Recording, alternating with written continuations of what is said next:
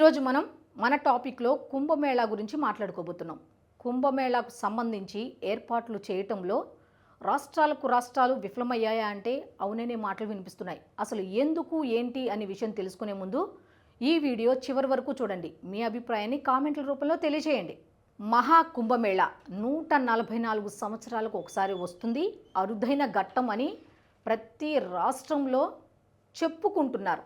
కానీ దీనికి సంబంధించిన అవగాహన కార్యక్రమాలు మాత్రం ఎక్కడా నిర్వహించలేదు. ప్రజలకు దాని ప్రాముఖ్యత ఏమిటి అనేది ఎక్కడా తెలియజేయలేదు. అంటే కుంభమేళా, ఈ మహా కుంభమేళా అనేది కేవలం ఉత్తరప్రదేశ్ రాష్ట్రానికి మాత్రమే సంబంధించిందా? ముఖ్యమంత్రి యోగి ఆదిత్యనాథ్కు మాత్రమే సంబంధించిందా? ఇది దేశానికి సంబంధించింది కాదా? ఓన్లీ ఒకే ఒక్క ఉత్తరప్రదేశ్కు సంబంధించిందా అంటే ఒకసారి మీరే ఆలోచించండి. మరి దేశం అంటే మిగతా రాష్ట్రాలు కూడా వస్తాయి కదా. మరి ఆయా రాష్ట్రాలకు సంబంధించిన టెంట్లు కానీ ఏర్పాట్లు కానీ అక్కడ ఎందుకు చెయ్యలేదు అనేది ఇప్పుడు ప్రశ్న. ఎక్కడిదాకో ఎందుకు? మన ఆంధ్రప్రదేశ్ని ఉదాహరణగా తీసుకుందాం. ఆంధ్రప్రదేశ్ నుంచి ఎంతోమంది అక్కడికి వెళ్ళాలి అని అనుకునే వాళ్ళు చాలామంది ఉంటారు.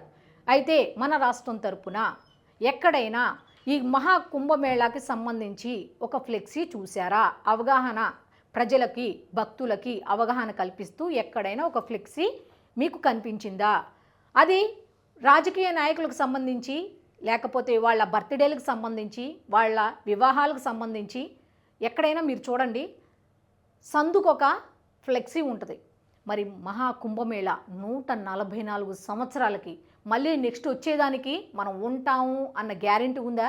144 సంవత్సరాలు ఒకసారి ఆలోచించండి. మనం చూడడం అనేది పక్కాగా తెలుస్తుంది. మరి మనం ఉండంగా జరుగుతున్నది కాబట్టి అక్కడికి వెళ్ళి తరించాలి అనే ఆశ ఎవరికి ఉండదు? అందరికీ ఉంటుంది. కాకపోతే అక్కడికి వెళ్ళే విధానం తెలియదు కొంతమందికి. వెళ్ళాలని ఉన్నా చేతిలో డబ్బులు ఉండవు కొంతమంది వెళ్ళి వచ్చేవాళ్ళు కూడా ఉన్నారు.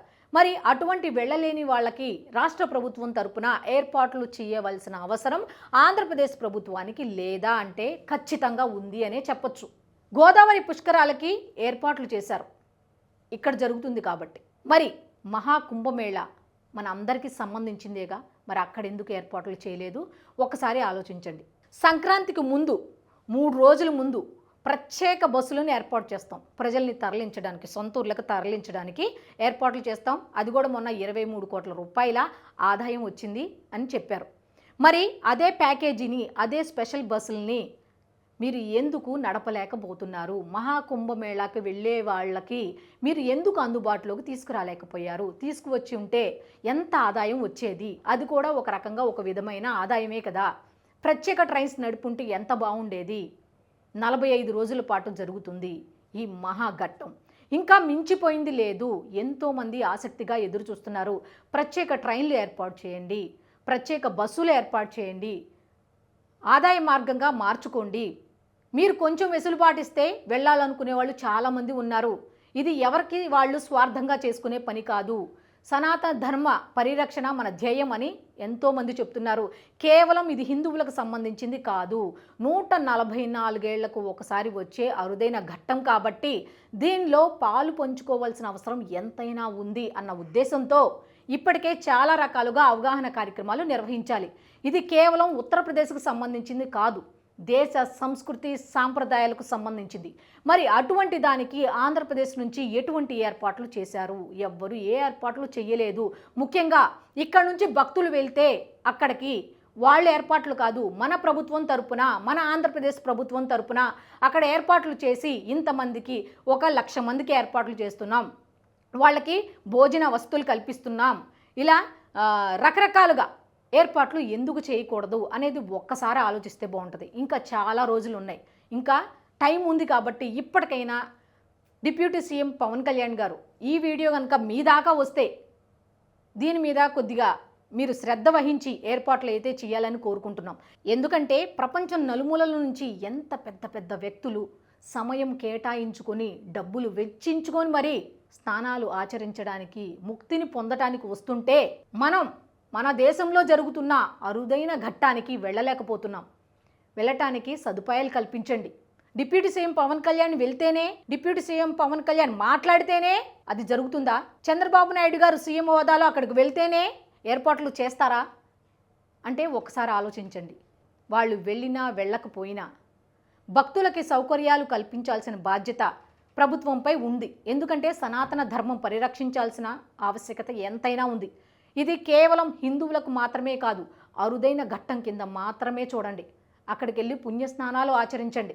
ముఖ్యంగా టూరిజం శాఖ మంత్రి, రవాణా శాఖ మంత్రి, దేవాదాయ శాఖ మంత్రి, ఈ ముగ్గురు మంత్రులు కాన్సంట్రేషన్ పెడితే ఏర్పాట్లపై, మహాకుంభమేళాకు సంబంధించిన ఏర్పాట్లపై మీరు గనక శ్రద్ధ పెట్టి, ముఖ్యంగా మొన్న టీటీడీ చైర్మన్ బిఆర్ నాయుడు గారు తిరుమలకు సంబంధించి నమూనాను ఒకటి ఏర్పాటు చేశాం, సేమ్ నిత్య కైంకర్యాలు ఏ విధంగా తిరుమల తిరుపతి దేవస్థానంలో జరుగుతాయో అక్కడ కూడా జరుగుతాయి అని చెప్పారు. ఎప్పుడు చెప్పారు? ఆయన వెళ్ళి సందర్శిస్తే విషయం బయటకు వచ్చింది.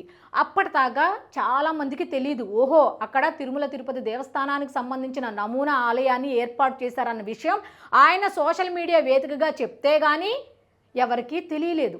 అంటే ఏంటి? ఒక రకంగా ప్రచారం అనేది లేదు. ఈ మహాకుంభమేళాకు సంబంధించి ప్రచారం అయితే ఆంధ్రప్రదేశ్లో సరిగ్గా జరగలేదు అని ఈ ఒక్క సమాచారంతో తెలుస్తుంది. ఇప్పటికైనా ఏర్పాటు చేయండి, పబ్లిసిటీ పెంచండి, మహాకుంభమేళాకి వెళ్ళేలా భక్తుల్లో చైతన్యాన్ని కలిగించండి, రకరకాలుగా చైతన్యాన్ని కలిగించండి, పబ్లిసిటీ పెంచండి, ఏర్పాట్లు చేయండి. భక్తులకి 144 సంవత్సరాలకు వచ్చే ఈ మహాకుంభమేళాకి వెళ్ళే ఆసక్తిని కలిగించండి. మీరు ప్యాకేజీలు ప్రకటించండి. ఆ విధంగా వెళ్ళేలా, ఇది రాష్ట్రానికి నష్టం కలగాలన్న ఉద్దేశం కాదు. మీరు ప్యాకేజీలు ప్రకటిస్తే ఏ విధంగా అయితే మొన్న మనం మాట్లాడుకున్నట్టు సంక్రాంతికి ప్రత్యేక బస్సులు, ట్రైన్లు ఏర్పాటు చేసి ఏ విధంగా అధిక ఆదాయాన్ని సమకూర్చుకున్నారో అదేవిధంగా ఆదాయంగా మార్చుకోండి. అలాగే భక్తులకు కూడా అవకాశం కల్పించండి. కేవలం పవన్ కళ్యాణ్ గారు చెప్తే మాత్రమే వెళ్ళాలి అనే ఆలోచన కాదు, చంద్రబాబు నాయుడు గారు చెప్తేనే వెళ్ళాలన్న ఆలోచన కాదు. వాళ్ళ దృష్టికి వెళ్ళాలి. ఎలా?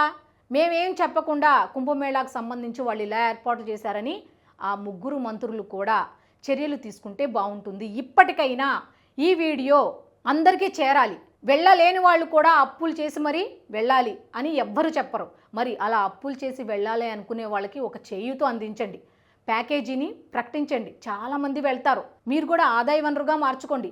ప్రతిసారి ఈ ఆదాయ వనరు, భక్తులు, సహాయం, ప్యాకేజీని ఎందుకు మాట్లాడుతున్నానంటే వెళ్ళాలి అనుకొని వెళ్ళలేని వాళ్ళు చాలామంది ఉన్నారు. ముందు అవగాహన కల్పించండి. మహాకుంభమేళాకి ఎందుకు వెళ్ళాలి, ఎప్పటి వరకు వెళ్ళొచ్చు అనే దాని మీద అవగాహన కల్పించండి. ఎంతసేపు ఉత్తరప్రదేశ్ సీఎం అది చేశారు, అక్కడ ఏర్పాట్లు ఇది చేశారు, ఆదాయం ఎంత వచ్చింది, అంత వచ్చింది, అంత వెసులుబాటు జరుగుతుంది, అక్కడ ఆ అమ్మాయి ఫేమస్ అయింది, ఇక్కడ ఈ గురూజీ కనిపించారు, బాహుబలి అఘోరా ఒకళ్ళు కనిపించారు, అఘోరాలు ఇలా ఉన్నారు, అలా ఉన్నారు. అది కాదు. అక్కడికి వెళ్ళటానికి గల కారణాలు, ఏ విధంగా వెళ్ళాలి, ఒకవేళ వెళ్తే అక్కడ ఎలా వాళ్ళని అప్రోచ్ అవ్వాలి, ఏమిటి అనే దాని మీద అవగాహన కల్పించండి. ఎలా వెళ్ళాలి ఏంటి అనేది చాలామందికి తెలియదు. తెలియకుండా ఇబ్బంది పట్టం ఎందుకని ఆగిపోయే వాళ్ళు కొంతమంది ఉంటారు. ముందు దాని మీద ప్రచారం కల్పించండి. ఈ మహా కుంభమేళాకు సంబంధించిన ఇన్ఫర్మేషన్ డైలీ ఇచ్చేలా చూడండి, పబ్లిసిటీ చేయండి, ఫ్లెక్సీలు ఏర్పాటు చేయండి. మహా కుంభమేళా 144 ఏళ్లకు వస్తుంది కాబట్టి మన దేశ భక్తిని మనం చాటుకోవాల్సిన అవసరం ఉంది. మన చరిత్రని, మన సంస్కృతిని 10 మందికి చెప్పాల్సిన అవసరం ఉంది. విదేశాల వాళ్ళు వస్తున్నప్పుడు, విదేశాల్లో ఎంతో పెద్ద పెద్ద స్థాయిలో ఉన్న వాళ్ళు వస్తున్నప్పుడు మనకేంటి వెళ్ళడానికి అన్న ఆలోచన అందరిలో రేకెత్తించండి. సో ఇది ఈనాటి వీడియో.